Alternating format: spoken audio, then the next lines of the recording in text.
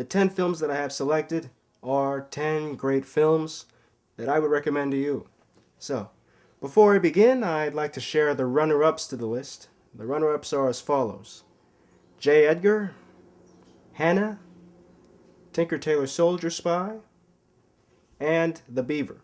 Alright, that's the runner-ups. Now let's get to the top 10 films of 2011.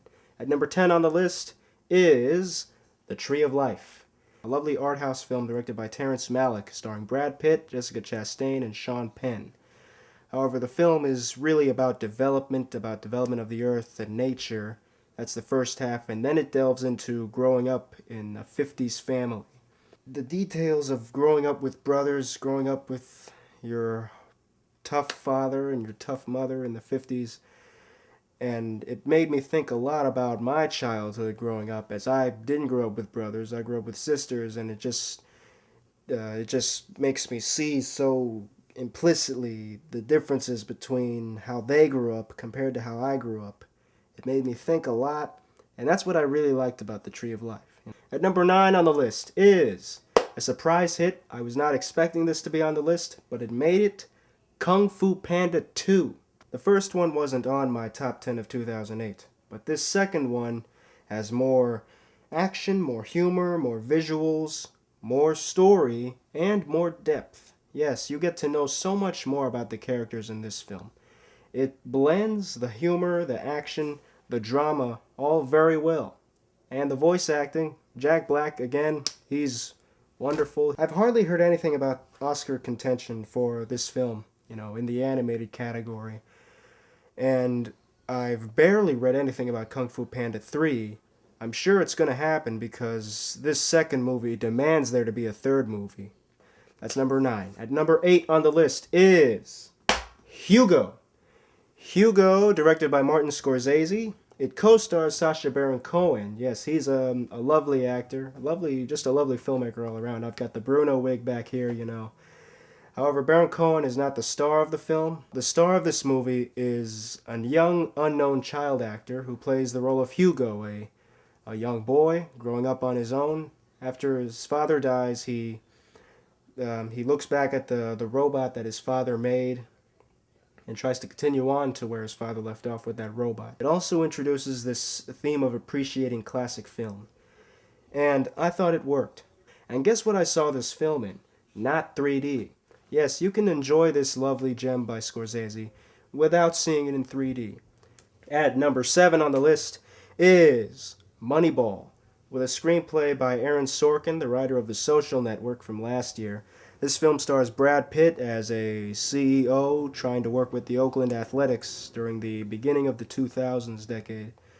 And Jonah Hill comes in as another employee who's ready to help Brad Pitt in getting recruits, selecting players, trading. It's very complicated. Philip Seymour Hoffman is also wonderful in this film as the head coach. This film got me thinking a lot about my love for great movies, but it also mainly got me thinking about my love for sports. And I love sports. Alright, at number 6 on the list is A Dangerous Method. This is directed by David Cronenberg.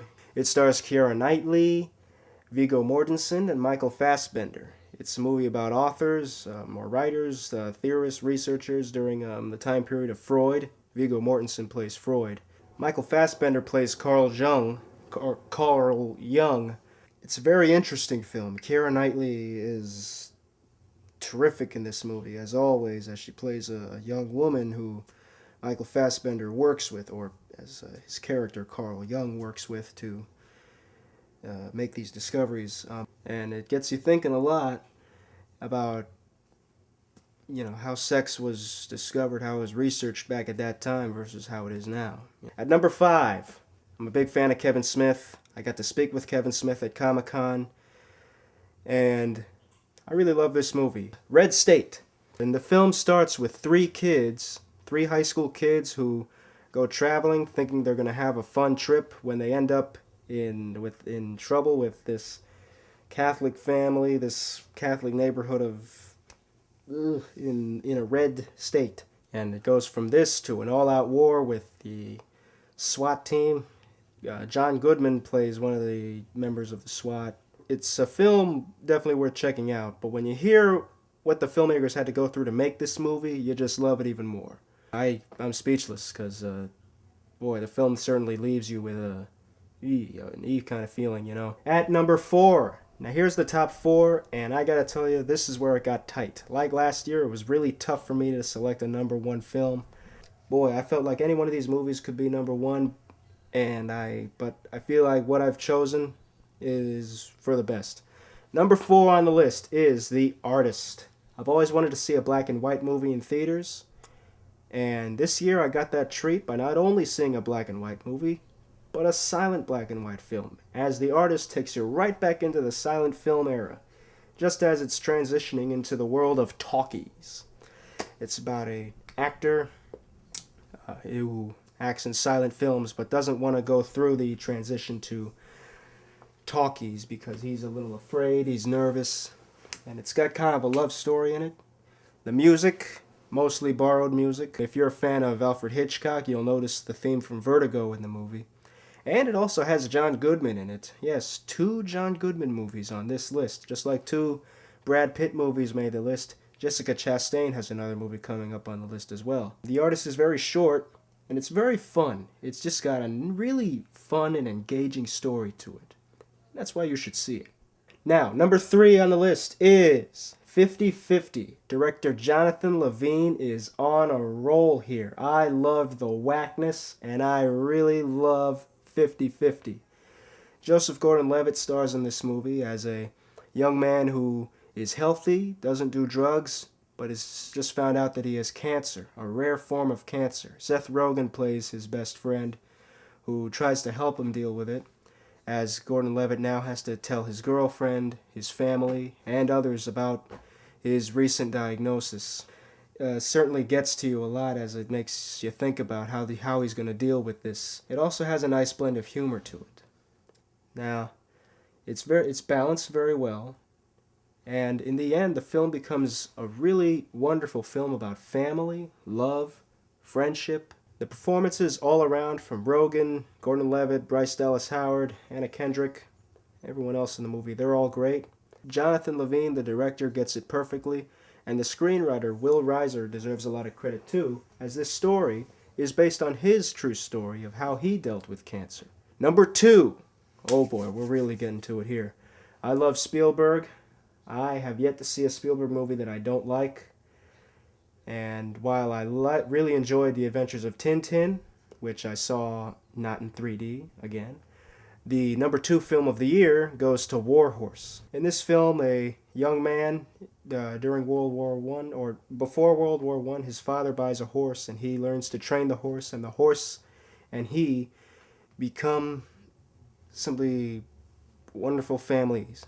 But when the horse gets sent off to war by a mistake his father made, he's hoping he'll be able to see the horse again. One of the things I love about this film is the horse's expressions. There's one scene in particular, one shot, where you can just clearly see the emotion that the horse is expressing. And I loved that. And I loved how well the story was told. The story had many characters, it had many different scenes and situations throughout the course of the film, from pre-World War I to during the war to coming home. I thought Spielberg told it perfectly, as best as he could, and we all know that Spielberg is among the best at doing what he does. After all these 9 terrific films, what could be the number 1 film? Well, I'll have to thank a YouTube user for commenting on my fan Q&A video and telling me that I should review this movie. I am so glad he recommended this movie to me, because I probably would not have seen the movie had he not recommended it. He or she, that is. And the number 1 film of the year, for me, is Take Shelter. This film was written and directed by Jeff Nichols. It's an independent, low-budget film starring Michael Shannon. It's not often that you see Michael Shannon in the lead role, but he gets it perfectly as he plays a man dealing with a certain form of schizophrenia, as he constantly has dreams about dealing with a major storm that's coming to the neighborhood. Constantly wakes up with a lot of issues. And because he grows more paranoid about storms, he decides to rebuild his storm shelter by outside his house. To do that, he has to take out loans, he has to take out money, he has to extend certain bills, and it becomes really hard for him and his family. His wife, played by Jessica Chastain, doesn't believe that they'll be able to manage it with the tough debt that they're in. And their daughter, who is deaf, who is learning sign language just as her parents are. Every scene just worked. It worked to such a high degree. It drove the story so well. And Shannon, this might be the best I've ever seen of Michael Shannon. Key elements I found to be great about this film was in the final half hour. The music. The music brought you right into the situation. And it made the scenes more, especially when they're inside that shelter after it's completed, it brings so much depth, so much more drama, and it brings so much emotion to you. It just pulls you right into that scene. You feel like you're trapped inside that shelter with them. I haven't seen any marketing or promotion for Michael Shannon to be nominated for Best Actor at the Academy Awards, and I say he should at least be nominated. I'd love to see him win, but at least nominate him. There you have it, my list of the top 10 films of the year. I hope you enjoyed it, and I hope that if you have not seen some of the films on this list, that you will go out and see them, because they're very much worth seeing, along with the runner-ups. So, until next time, I'm working on other videos, and I need to shave, and I gotta go watch the 76ers.